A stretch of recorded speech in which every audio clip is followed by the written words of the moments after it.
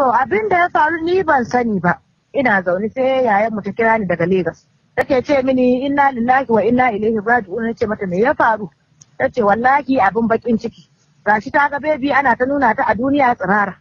Nace mata saboda me? Ko kuma a ina aka yi wannan? Tace in tana nan sai ki kira ta kici. Sai na kira ita yarinya na tambaye ta. Ina ne kika aka dauke ki hoto tsirara ake tace ita ma yanzu take jin labari. Tace yanzu kike ji tace eh. Wa ya gaya miki tace wata yar makarantar su. Wane ne kike zargi sai ta ce min wani yaro ina ne gidansu ta ce bata san gidansu ba kina da number shi a'a na ce to sai ki nemo number shi ki bani ta nemo ta bani na kira shi na ce bani number mamaka aka muka yi magana da maman na ce taimakon kwatance na je har gidansu da na je gidansu na same ta na ce to na zo ne in tambaye yaron ki ko akwai dalilin da yasa ya ma yarinya wannan cin mutunci a rayuwa sai ta kirayo shi sai na tambaye shi yace nace ta maka wani abu ne wanda baka iya yafi ya kai mata wannan sai yake a'a ba ta mishi komai ba to ba ta maka komai ba me yasa ka dauke ta kai ta har Phoenix hotel ga ta na yarinya kaman wanda zai ta bugu a shaye take ko amine ne Allahu a'lam shekara ta 16 da ne a ce ta fara iskancin da ta kai wannan abun ba wanda ya taba sanin tana da wannan hali a rayuwa ba don ni na haife ta ba duk wanda ya san tarbiyyar da ne ma yarin nan wallahi ya ga hoton nan wallahi sai ya kuka wani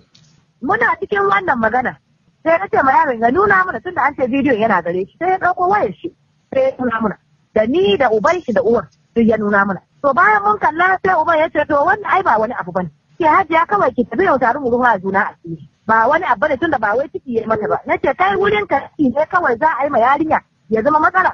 to hajiya ki daidai kawai kin gane ko Allah ba mu sa a ki daidai mu kowa ruwa juna a ciki sai na wucewa ta ina fita rai na a baki sai na zo DSS na zo na samu director na lodging complaint nace an ci zarafin yarinya ta an ci mutunci an aje bidiyo shekara 3 yana ta ajiye wannan bidiyo sai da ta samu miji February aka je aka biya sadaki aka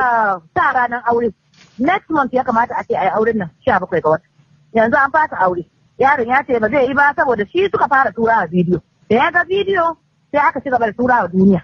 ba network inda ba tura ba wani hali wannan bidiyon ya sa ita yarinya ta shiga depression yarinya ta shiga depression abinci damuwa ba ta cin abinci ba rayuwarta ma nobody understood saboda haka da abun yayi mai yanzu nace ta koma wurin babanta ta bar environment din nan tunda ta gama makaranta dama ta koma ta hutu kawai take zuwa min amma ana cewa kamar abin tun shekaru 3 da suka wuce ya faru